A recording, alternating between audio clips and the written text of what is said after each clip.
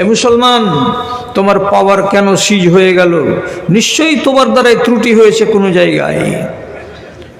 আসামের মাটিতে যান, ওখানে গিয়ে দেখতে পাবেন স্কুল থেকে, কলেজগুলো থেকে সমস্ত আরবিকের সাবজেক্টগুলোকে রাতারাত আউট করে দেওয়া হয়েছে।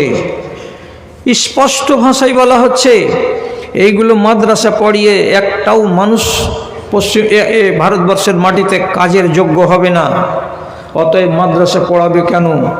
সব বন্ধ করে দাও।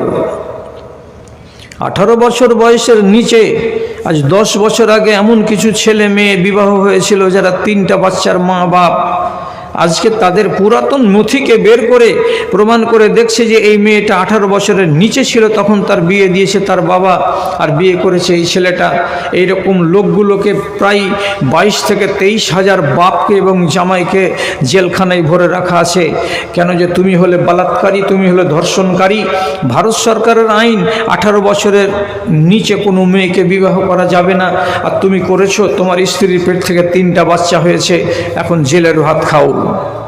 কোথায় আছো মুসলমান? ইজ্জত গেল কোথায়? ইমানদারিটা আমি যখন নিজে নষ্ট করেছি, সেটা কি? রাসূলুল্লাহ বলেছেন আমার আযাব আসা হালাল হয়ে যায় কখন? যখন মানুষের হাতে পাওয়ার আছে অথচ তারা অন্যায়কে রোধ করে না, তখন আমি দেশটাকে বরবাদ করার জন্য তৈরি হয়ে যাই। মুনকারের বিরুদ্ধে কথা বলার লোক এদেশের মাটিতে নেই।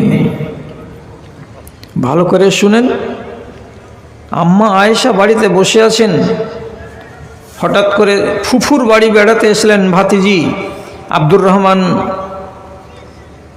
বিন আবু বকর সিদ্দিকের মেয়ে হাফসা রাদিয়াল্লাহু তাআলা আনহা, যুবতী মেয়ে ছেলে। ওয়া আলাইহা খিমারুন রাকিকুন, হাফসার মাথার উপরে একটা পাতলা পেনে ওড়না ছিল।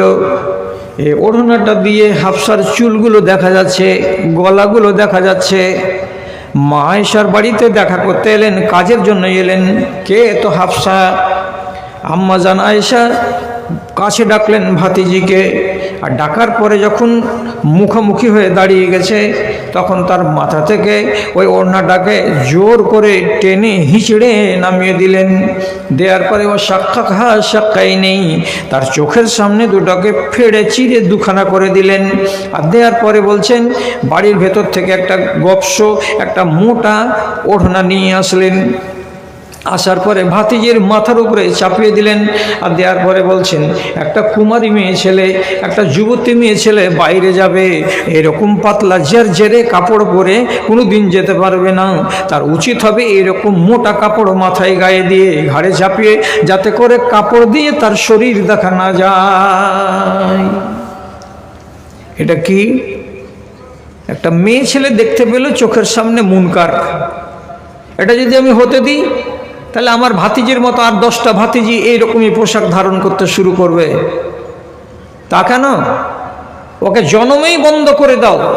লোকের কাছে মেসেজ চলে যাবে, কি বলে? পাতলা চাদর বা পাতলা ওড়নি মাথায় দিয়ে মেয়েরা বাইরে আসতে পারবে না, যে ওড়নি দিয়ে তার শরীর দেখা যাবে।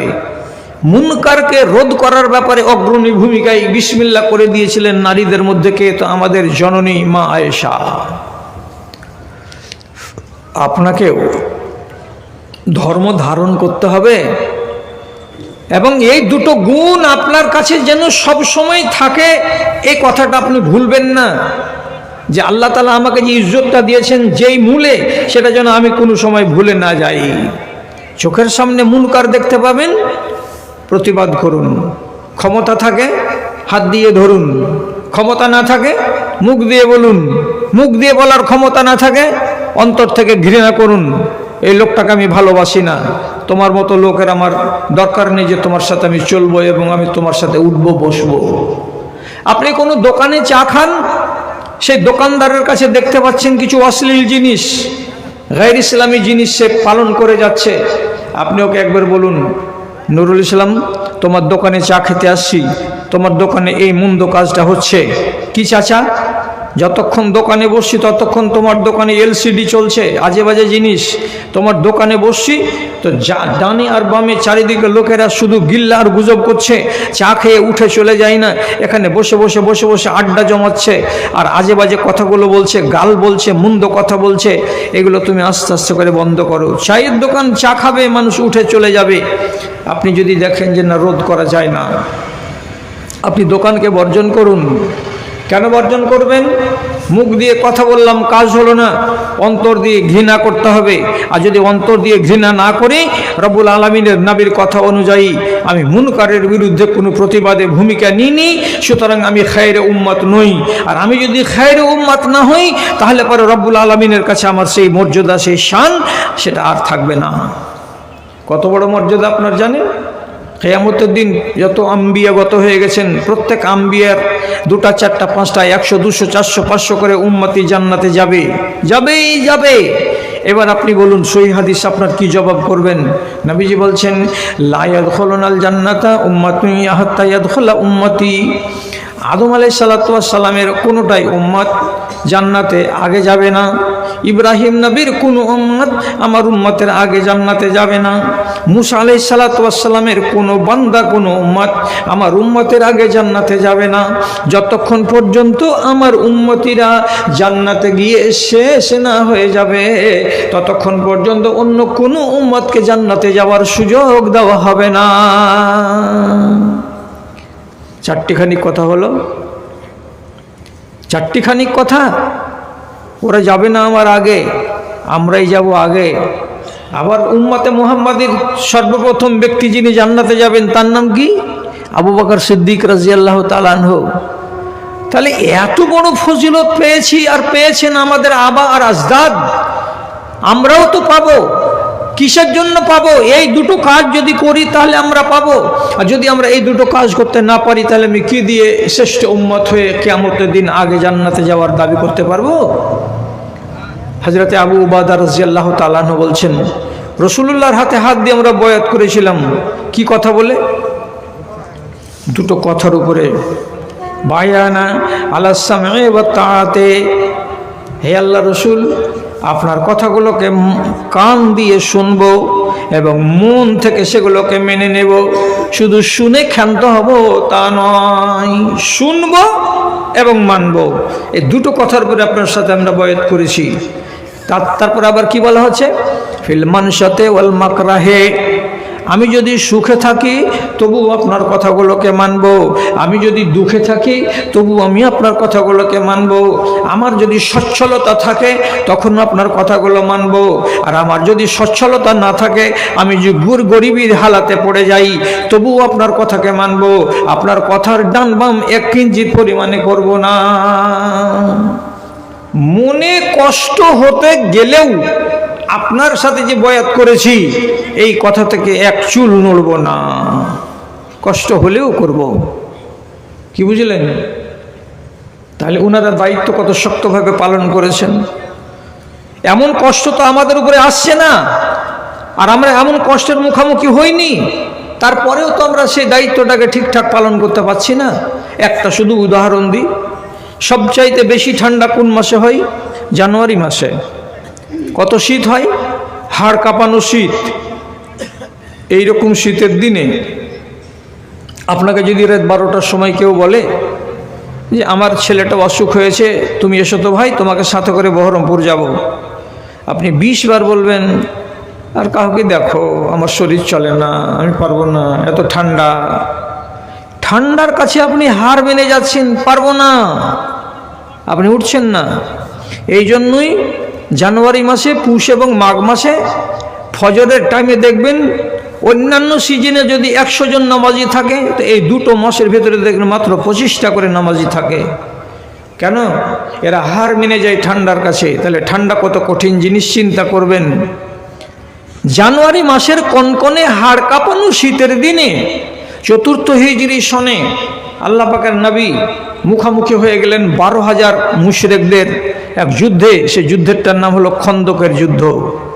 খালখোড়া আছে, খালের এই পারে মুসলমানেরা, খালের ওই পারে 12,000 10,000 মিলিটারি নেতৃত্বে কে আছেন তখনকার দিনে? আবু সুফিয়ান। এইবার বিপদের খাড়া ঝুলছে, কোন মুহূর্তে কি হয়ে যায়, কখন যে কিয়ামত নেমে চলে আসবে মুসলমানদের উপরে কিচ্ছু বলা যাবে না। রাসূলুল্লাহ ভাবছেন হাই কি হবে, হাই কি হবে, হাই কি হবে।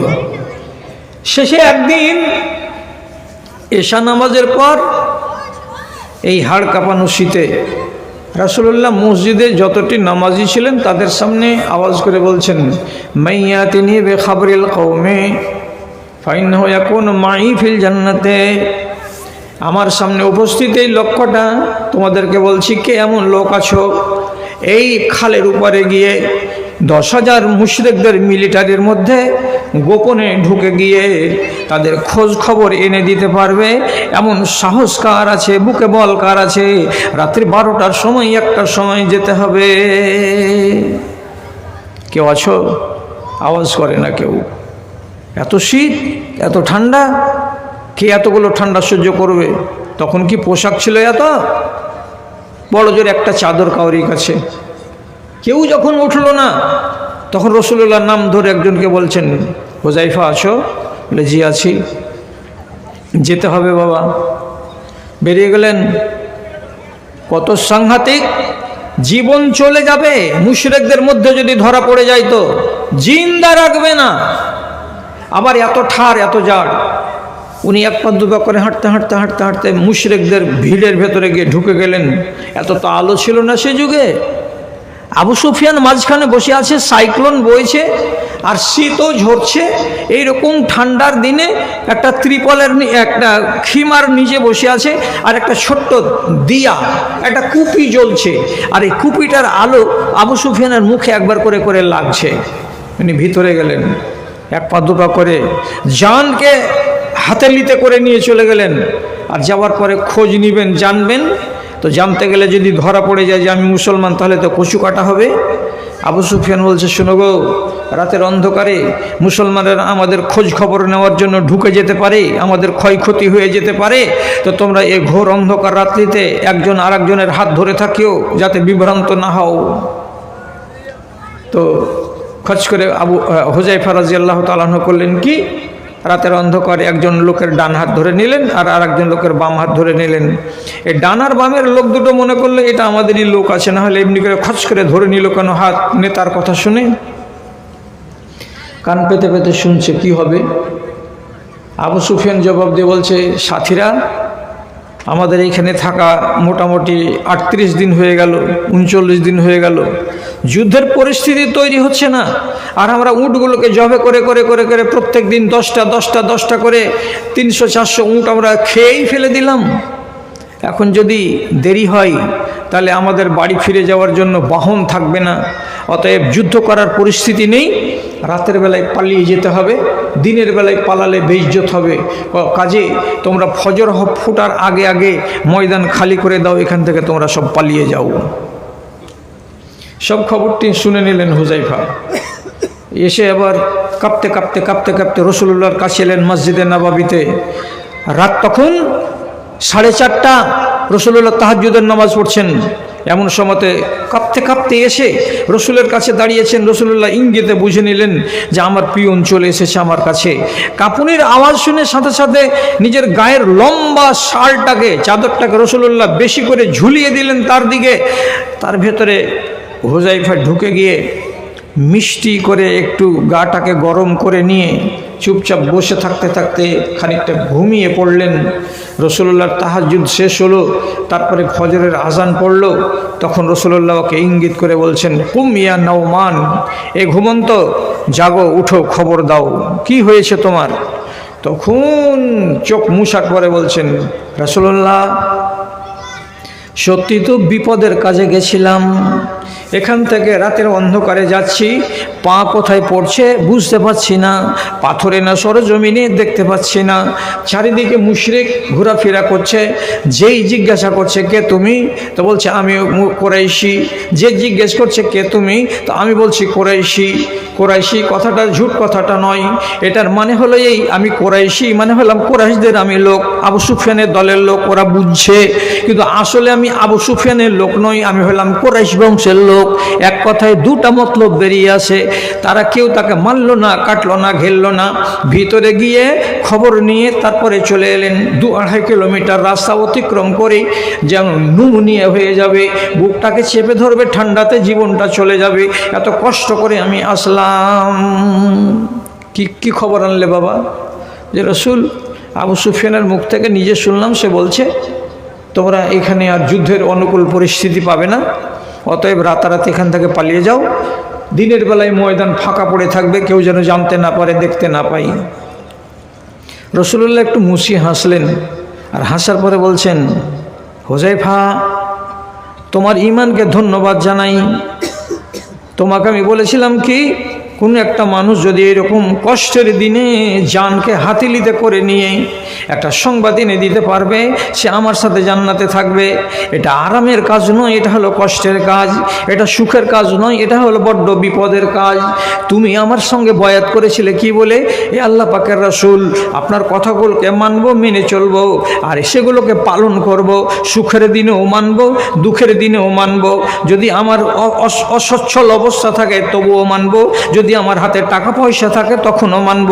তুমি অক্ষরে অক্ষরে ভুলিয়ে দিয়েছি, তখন থেকে আমাদের চোখের সামনে নানান রকমের আপদ বিপদ মুসিবত দেখা দিয়েছে, এমন পর্যন্ত কি নবীজি বলেছেন তোমাদের ভেতরে খবস দেখা দেবে। খবস মানে কি? খবসের মানে হলো ব্যভিচার সাধারণ হয়ে যাওয়া, পর্দা সম্পূর্ণ দেশ থেকে উঠে যাওয়া। আর এর মানে কি?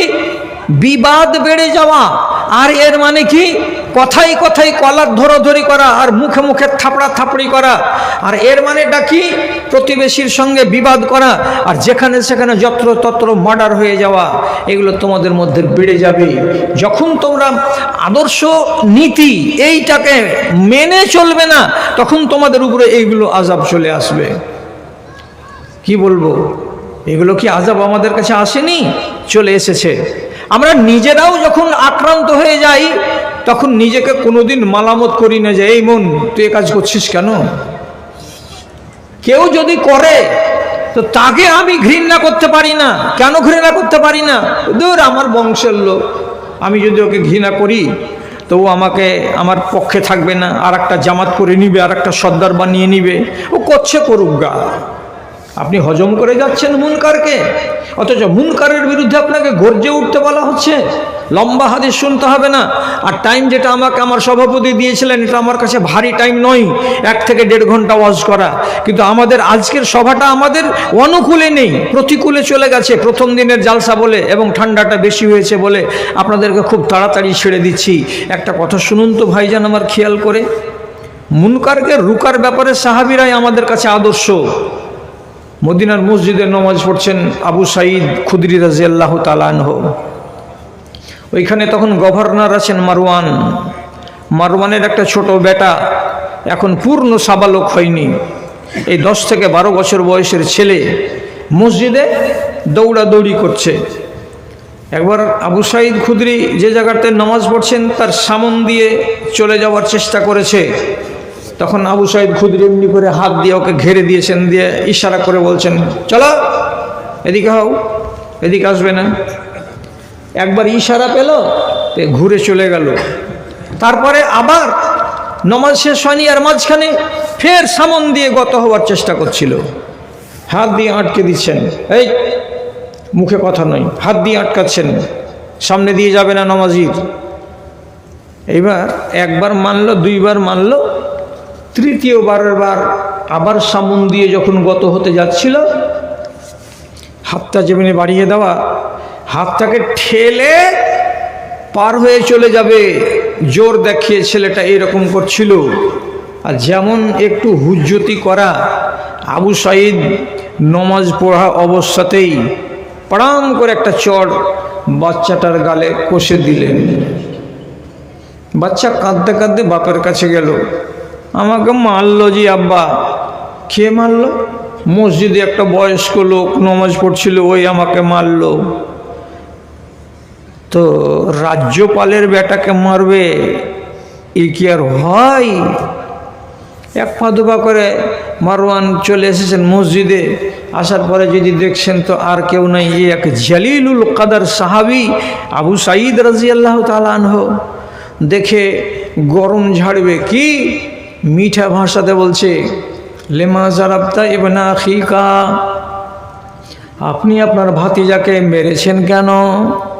কিসের জন্য চড় মেরেছেন? আমার ছেলেটা আমার সামনে হাউমাউ করে কাঁদছে। আবু সাঈদ তখন বলছেন, ইন্নি মা জারাবতু ইল্লা শাইতানান, আমি মানুষকে মেরেছি বলে মনে হয় না, আমি মিনিট 5-10 আগে একটা শয়তানকে একটা চড় মেরেছি, এটা আমার মনে পড়ছে। আজব কথা, আমার ছেলে বলছে আমাকে মেরেছে আর আপনি বলছেন আমি একটা শয়তানকে মেরেছি, এ কথা তো বুঝে আসে না আমার।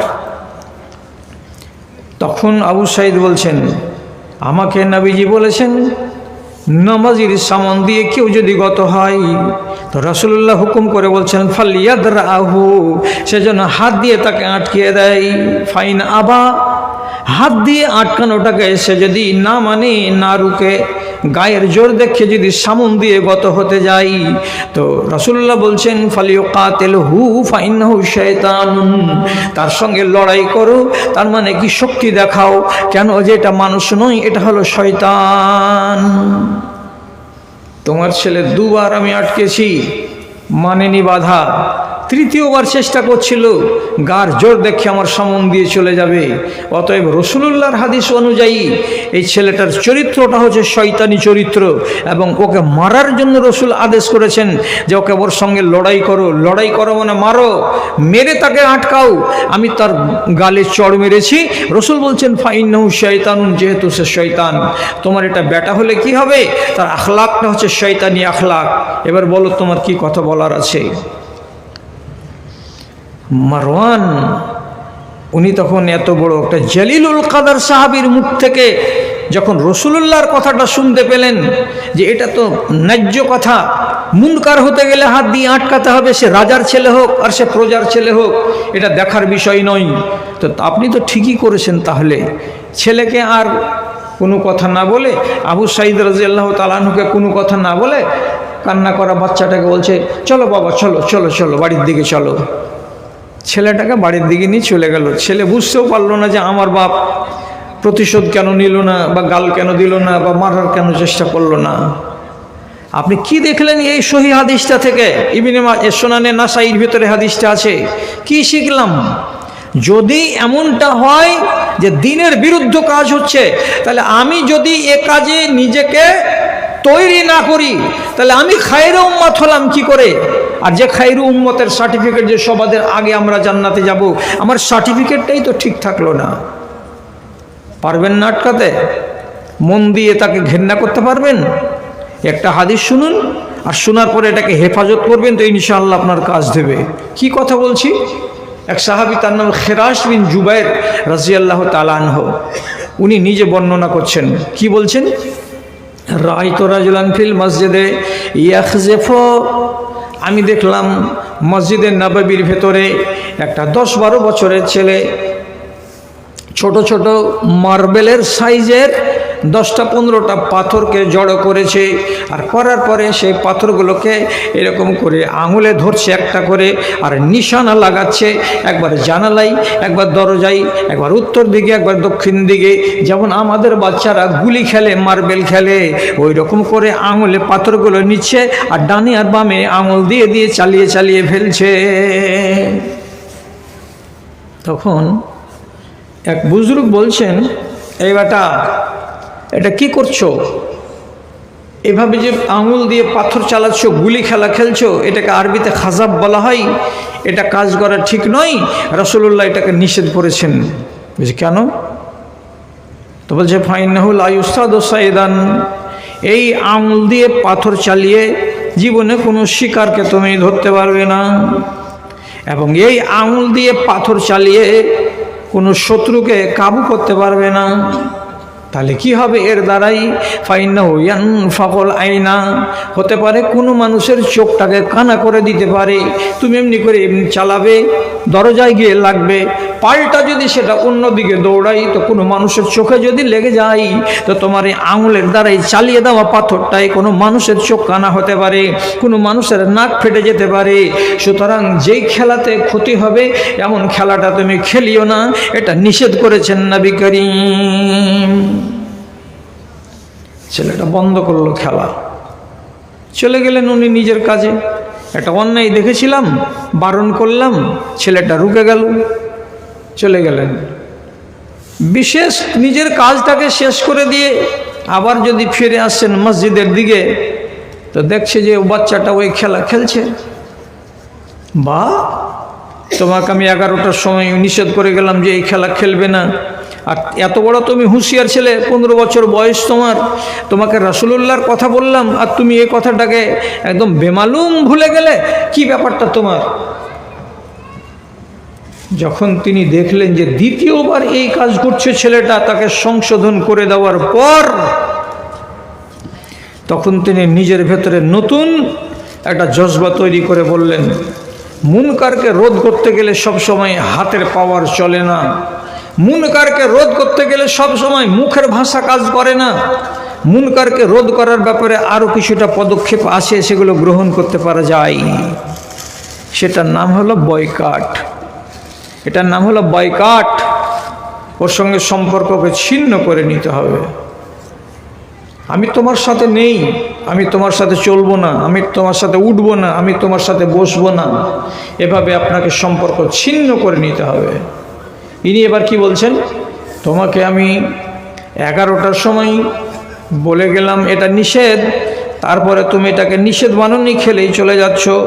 অতএব তোমার মতো একটা হারধারাম হুজ্জতি করার লোকের জন্য আমার মশলা হলো এটাই, ফাইনি লাম ওকাল্লেমুকা আবাদা, তুমি যতদিন বাঁচবে এবং আমি যতদিন বাঁচব, বাজারে যদি দেখা হয় তোমার সঙ্গে কথা বলবো না, যদি কোনো জায়গায় গ্রামে দেখা হয় তো তোমার সঙ্গে কথা বলবো না, হাটে ঘাটে মাঠে তোমার সঙ্গে মুলাকাত যদি হয় আমি তোমার সাথে কথা বলবো না। ওয়ালান আউদোকা ইন মারিস্তা, তুমি অসুখ হয়েছো এটা যদি আমি কানে শুনতে পাই, আমি কসম খেয়ে বলছি, একটা রুগীকে দেখতে গেলে মানুষেরা যেন জান্নাতের রাস্তায় হাঁটে, এত স্বভাব আছে, তথাপি তোমার কথা যদি শুনতে পাই যে তুমি অসুখ হয়েছো, আমি তোমাকে দেখতে যাব না, তোমার রোগটা কি হয়েছে এ ব্যাপারে জানতে যাব না, তোমার পার্শ্বে বসে তোমাকে একটা দোয়া দেব, সে দোয়াও দিতে যাব না। 3 নম্বর, ওয়ালান আশহাদালাকাল জানাজাতা, তুমি যদি মরে যাও, হতে পারে 1 মাস 1.5 মাস 2 মাস 1 বছরের ভিতরে মরে গেলে, তো যদি আমি শুনতে পাই উত্তর পাড়ার অমুকের বেটা মারা গেছে, এ কথাটা আমার কানে যদি আসে, তাহলে আমি তোমার জানাজায় হাজির হব না। 3টা কথা তিনি বললেন। কি 3টা কথা? তোমার সঙ্গে কথা বলবো না, অসুখ হলে তোমাকে দেখতে যাব না, এবং তুমি মরে গেলে তোমার জানাজাতে শরীক হব না।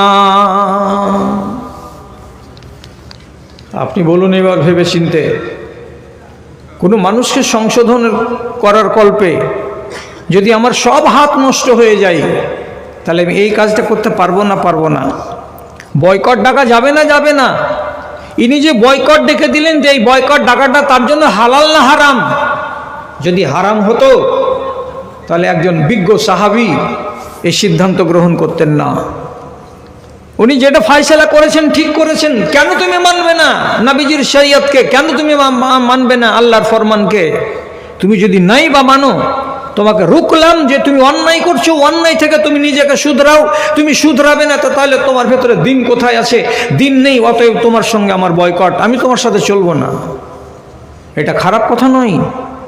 যুগ তো এসেছে সেই যুগ, আপনি বিবাহের মজলিসে গিয়ে ইচ্ছা করলে দাওয়াত না খেয়ে ভান্ডারিতে ঢুকে ওখান থেকে বেরিয়ে চলে আসতে পারেন। কখন কোন সিচুয়েশনে আপনি কোনো বাড়িতে দাওয়াত পেয়েছেন আর দাওয়াতের অনুষ্ঠানে যোগ দিয়েছেন, আপনি দেখছেন বাহির সাইডে প্যান্ডেলের ভিতরে ডিজে বাজছে, আর এদিকে খানা খাওয়া হচ্ছে অন্য প্যান্ডেলে, আপনি যখন দেখছেন যে এই মজলিসে ডিজে বাজছে, গান বাজছে, ছেলেরা নাচছে কুদছে, এগুলো একদিকে হচ্ছে আর আরেকদিকে খানা পানি হচ্ছে, একদম সঠিক মশলা। যদি ইমানের অতটুকু আলো থাকে, পাওয়ার থাকে, আপনি ওই বিরিয়ানি আর আপনি খাসির মাংস আর আপনি দই আর মিষ্টি ওগুলোকে সবকে ভুলে যান আর ওইখান থেকে সোজা ব্যাগ উঠে চলে আসেন। কেউ যদি জিজ্ঞেস করে না খেয়ে কেন চলে এলেন, আপনাকে স্পষ্ট বলতে হবে যেই জায়গাতে মিজমার থাকবে, অর্থাৎ বাদ্যযন্ত্র চলবে থাকবে আর যেটাকে সমর্থন করবে, ওই মজলিসের খানা খাওয়া রাসূলুল্লাহ হারাম করেছেন। আমি হারাম খানা খাবো না আর হারাম কাজে আমি যাব না। পারা যাবে মুনকারের বিরুদ্ধে গর্জে উঠতে? আচ্ছা, আপনারা একটা কথা বলেন তো, আমাদের দেশে কি এই রেওয়াজটা ছিল? আগেকার দিনে আমাদের বাপেরা চাচারা যারা গত হয়ে গেছেন তাদেরকে তো আপনারা দেখেছেন, বউ বিয়ে করে নিয়ে আসলো, বাড়িতে এনে বাড়ির বউকে ঢুকিয়ে নিল, সকালবেলায় উঠে নতুন বউটা হালকা হালকা কাজগুলো করে, একটু ঝাড় দেয়, একটু থালি টালিগুলো মাজে, আর আস্তে আস্তে অভ্যাস হয়ে যায়। কিন্তু এটা কি দেখেছিলেন যে তার পরের দিন ওই মেয়ে পক্ষের লোক আসবে আর গোটা গ্রামের লোক ভোজ খাবে, আর খাওয়ার পরে কিছু টাকা প্যান্ডেলে দেবে আর কিছু টাকা বলবে বউয়ের মুখ দেখবো তারপরে টাকা দিব। তখন বউটাকে আগে থেকেই সাজিয়ে কুজিয়ে তার মাথার আধখানাটাকে খুলে দিয়ে গলাতে একটা লকেট আছে, মালা আছে সোনার, সেই অংশটুকুকে সম্পূর্ণ গলাকে খুলে বসিয়ে রেখেছে একটা চেয়ারে, আর তার সামনে একটা ছোট্ট টি টেবিল রাখা আছে। এই মেয়েটি মজলুম হয়ে বসে আছে সকাল 10টা থেকে, কেন যে কত লোক আসবে, মুখ দেখবে, সালামি দিবে, টাকা দিবে আর চলে যাবে। এখন প্রত্যেকটা মুসলমানের বাড়িতে এটা একটা রেওয়াজ হয়ে গেছে, মুখটাকে খুলে রেখে আধা উলঙ্গ অবস্থাতে বসে থাকবে এক মহিলা। এটা মুসলমানের মেয়ে, এটা মুসলমানের বাড়িওয়ালি, আর আপনি আর আমি আর গ্রামের লোক ওকে দেখব, চেহারাটা, রংটা, আকার আকৃতিটা, আর দিয়ে ওকে আমরা টাকা দিয়ে আসবো। এত বড় মুনকারকে আপনি বাড়ির মালিক আটকাতে পারবেন? যে আমার বাড়ির এই চেহারাকে, একে হারিম বলা হয় আরবিতে, একে আজনাবি পুরুষের নজর কেন পড়তে দেবে? কেন দেখবে গ্রামের লোকেরা আমার মেয়েকে, আমার বৌমাকে? তোমার দেখার কি অধিকার আছে? যদি এটাই হয় তাহলে এই যদি আল্লাহ করে যে আপনার বাড়ির এই মহিলাটা নমাজ পড়া মেয়ে ছেলে ছিল, আপনি বাধ্য করেছেন, তাহলে একটা এই নেককার বেটি ছেলের উপরে কত লোকের নজর পড়লো? একটা লম্পটের নজর পড়লো, একটা মদখোরের নজর পড়লো, একটা জানির নজর পড়লো, একটা বেনমাজির নজর পড়লো। কত রকমের মানুষ ছিল যে যারা এক এক এক করে আপনার এই বৌমাটাকে দেখে গেল। আগামী দিনে এর পেট থেকে যে বাচ্চাটা ভূমিষ্ঠ হবে তো তার কি দুর্গতি হবে? আর এই মেয়েটা যে এইভাবে গলত কাজে বিসমিল্লাহ করলো তো তার ঈমানটা সুরক্ষিত হবে আগামী দিনে কি করে, সেটার ব্যাপারেও কি ভাবনা আছে? কিছুই নাই, কিছুই নেই আমাদের ভেতরে। এটা অন্যায় নয়। মুনকারের বিরুদ্ধে যদি আপনি নিজেকে গুটিয়ে নেন, আমি তোমার সমাজে নেই, আমি তোমার সাথে নেই, আমি তোমার জামাতে নেই, আমি তোমার অনুষ্ঠানে নেই, এটা অন্যায় নয়, এটা একবারে জায়েজ শরীয়তের মসলা। আপনাকে সঠিক কথা বলছি, হযরতে মুয়াবিয়া যুদ্ধ করতে গেছিলেন কনস্টান্তিনোপলের এলাকায়, সেখানে মুসলমানেরা জয়ী হয়ে গেলেন, আর জয়ী হয়ে যাওয়ার পরে এটা জায়েজ নয়, এটা হারাম। লম্বা কথা আছে, আমি বলবো না। আবু দারদা বলছেন, আপনি কমান্ডার ইন চিফ, কে? মুয়াবিয়া, আপনাকে বলছি আপনি আদেশ করুন মিলিটারিদেরকে এরা যেন হারাম কাজ এটা বন্ধ করেন। তখন হযরত মুয়াবিয়া তিনি নিজে বলছেন, ইন্নী লাম আরা ফিহি বাসান, এটা তো আমি তো অন্যায় দেখতে পাই না রে বাবা। ওই যে আমি অন্যায় দেখি না এটাতে, উনি বলছেন অন্যায় লাগে না আমাকে এটা। তখন আবু দারদা বলছেন, ইন্না লিল্লাহ, আমি বলছি রাসূলুল্লাহর হাদিস, আর তুমি বলছো আমাকে যে এটাতে আমি খারাপ কিছু দেখি না। তো তোমার মনের দাম দিতে হবে আমাকে, না রাসূলুল্লাহর হাদিসের দাম দিতে হবে আমাকে? ক্রোধ হয়ে গেল মনে, এমনি বলে দিলেন একটা দামি কথা,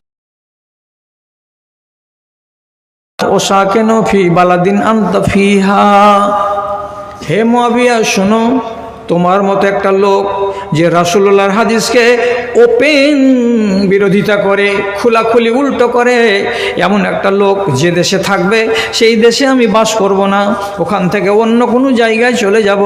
কেন? যে তোমার মতো লোক যে হাদিস মানে না, তার কাছে থাকতে গেলে আমার ঈমান সুরক্ষিত থাকবে না। যুদ্ধ শেষ করে সবাই ফিরে চলে আসলো রাজধানী সিরিয়ায়। কিন্তু আবু দারদা সিরিয়াতে এলেন না, চলে এলেন কোথায়? তো মদিনায়। হযরত উমর দেখলেন, দেখার পরে বলছেন, আবু দারদা ব্যাপারটা কি? দুনিয়ার যতটি মিলিটারি ছিল সবাই যুদ্ধ শেষ করার পরে নিজের নিজের বাড়ি গেল, বাল বাচ্চার মুখ দেখতে গেল, আর তুমি বাড়ি না গিয়ে সরাসরি মদিনা চলে এলে কেন? তখন আবু দারদা মাথা নিচু করে ভারাক্রান্ত মনে উত্তর দিয়ে বলছেন, খলিফাতুল মুসলিমিন, আমি আনন্দে আসিনি, আমি ব্যথিত মন নিয়ে এসেছি। কি ব্যথিত মন নিয়ে এসেছো বাবা? তো বলছে, এই ঘটনা, আমার সাহাবীরা সাথীরা সোনার বদলে সোনা কিনছিল, চাঁদির বদলে চাঁদি কিনছিল। কোথায়? তো সেই তুরস্কের বাজারে। আমি বললাম মুআবিয়াকে, মুআবিয়া তুমি হলে প্রধান, তুমি নিষেধ করে দাও, মিলিটারিরা এই হারাম কাজ করবে না। কিন্তু মুআবিয়া আমাকে উত্তর দিয়েছে কি, এটাতে নাকি কোনো অসুবিধা নাই। তাহলে রাসূলুল্লাহর হাদিসের তার কাছে কোনো দাম নেই। এই জন্য আমি কসম খেয়েছি যে যেই দেশে বাস করবে মুআবিয়া, সেই দেশে আমি থাকবো না। আমি মদিনা চলে এসেছি, এখানেই আমি থাকবো, এখানেই আমি মরব। ইমানটার দিকে তাকান তো। একটা মানুষের ভেতরে কোনো অন্যায় দেখা যাচ্ছে, বেচারি ভুল বুঝেছে, সেটাকে সে বুঝাতে পারেনি, তখন সেই মুনকারের বিরুদ্ধে পদক্ষেপ গ্রহণ করতে গিয়ে করলেন কি, দেশই ছেড়ে দিলেন, চলে আসলেন মদিনাতে। হযরত উমর চিঠি লিখলেন, কলম খাতা নিলেন, কাগজে করে লিখে দিলেন একটা ছোট্ট চিঠি। সে চিঠিটা দেওয়া হলো কাকে? আমিরে মুআবিয়াকে। তাতে কি লেখা ছিল? লেখা ছিল এই, হে মুআবিয়া, যেই গ্রামে, যেই টোলাতে, যেই দেশে, যেই শহরে আবু দারদার মতো লোক থাকবে না, সেই শহরের কোনো মূল্য থাকবে না। আবু দারদা যেই জায়গাতে আছে সেই জায়গার মান মর্যাদা আলাদা।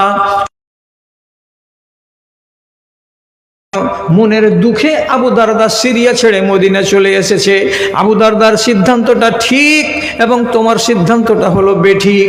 অতএব আমি তোমাকে চিঠির দ্বারাই বোঝাতে চাইছি, আবু দারদাকে ফেরত পাঠালাম সিরিয়ার মাটিতে। একে দেখতে গেলে তুমি সম্মান করিও এবং আবু দারদার কথাকে তুমি। তাহলে একটা মানুষ ন্যায্যকে প্রতিষ্ঠিত করার জন্য তিনি এতদূর সিদ্ধান্ত নিতে পারেন, আপনি কি এটা করতে পারবেন? লোক তো নেই, আপনারা যে 10 জন লোক আছেন তাদেরকে বলছে এটা অসম্ভব কথা। কি অসম্ভব কথা? আপনারা স্বামী স্ত্রী, বুড়ো মানুষ, 60 বছর 65 বছর বয়সের লোক, এই বয়সে আপনাদেরকে রান্না করে কে খাওয়াই? আপনাদের বৌমাটা খাওয়াই।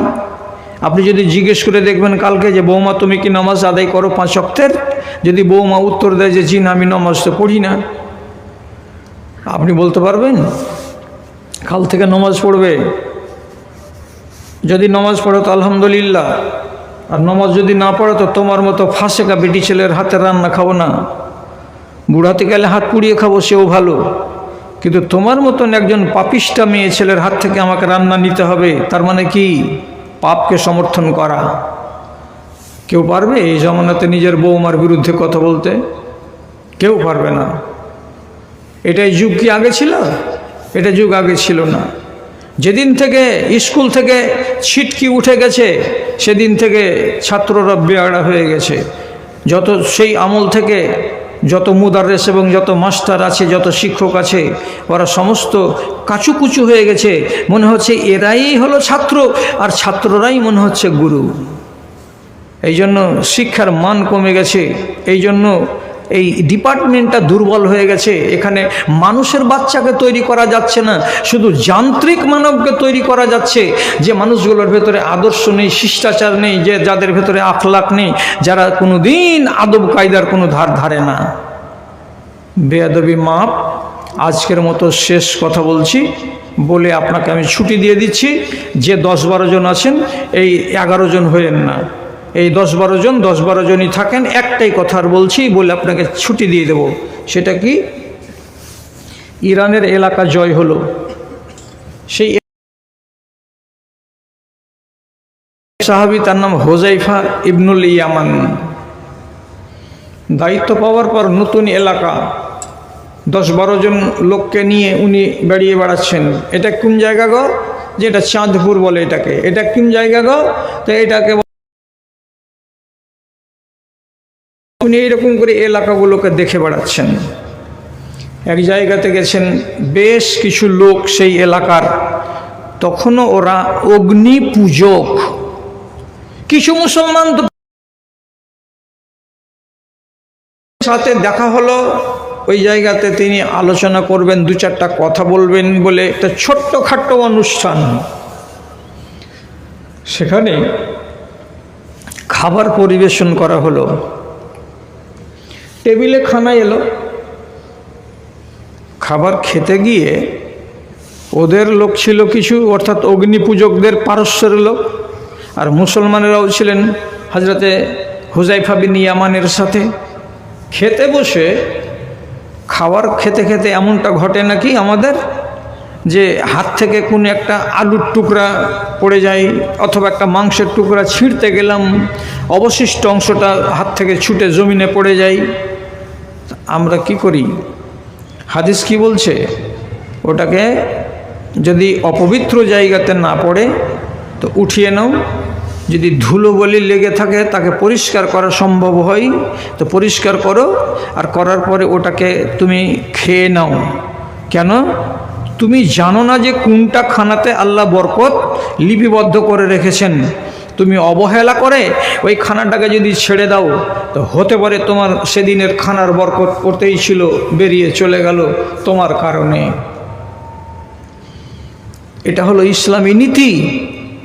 খানা খেতে খেতে হুযায়ফা রাদিয়াল্লাহু তাআলা আনহু তিনি হলেন নেতা। নেতার হাত থেকে একটা লোকমার একটা অংশ নিচে পড়ে গেল। যখন নিচে পড়ে গেল তখন তিনি এভাবে লোকমাটাকে তুললেন। লোকমাটাকে যতক্ষণে তোলা হয়েছে, ডান দিকে তার সাথী তাকে এমনি করে আস্তে করে ইঙ্গিত করে টোকা দিয়ে বলছে, এই জায়গাটাতে এটা করা উচিত নয়। তোমার সামনে যতগুলো লোক বসে আছে এরা ইরানের লোক, এরা পারস্যের লোক, এরা অগ্নি পূজক। এরা তো আমাদেরকে বড় লোক বলে জানে, যে মুসলমানেরা খুব বড় লোক, খুব মুহাজ্জাব, খুব সভ্য। তো আমরা যদি মাটিতে পড়ে যাওয়া লোকমাকে তুলে খাই তাহলে খারাপ মেসেজ যাবে এদের কাছে। এরা কত ছোট লোক, একটা মাংসের টুকরা যদি জমিনে পড়ে গেল তো ওইটাকেও খুঁজে খুঁজে বের করে আবার মুখে ভরছে। এতগুলো খানা টেবিলে রাখা আছে, আপনি ওটা করিয়েন না। এরা আমাদেরকে ভালো চোখে দেখবে না, এরা আমাদেরকে পরে তিরস্কার করবে। হুযায়ফা বিন ইয়ামান কি করবেন? এদিকে সামনে বসে আছে যে লোকগুলো তিরস্কার করবে এটা জানতে পারলে, আর এটা যদি আমি না করি তো রাসূলুল্লাহর হাদিস কি হবে? অমান্য করা হবে। কোনটা করা যায়?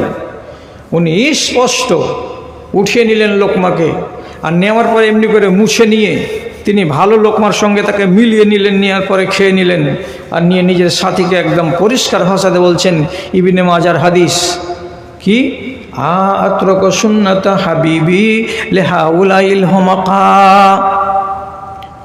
আমি এ সমস্ত মূর্খদেরকে রাজি করার উদ্দেশ্যে আমি আমার সামনে বসে থাকা এই পারস্যের লোকগুলোর সন্তুষ্টি অর্জন করব, তার জন্য আমি নবীর হাদিসকে পায়ে দলতে পারবো না। আমার নবীর হাদিস যেটা সেটাই হলো শেষ কথা। কে রাজি হবে এক, আর কে রাজি হবে না সেগুলো আমার কাছে বড় কথা নয়।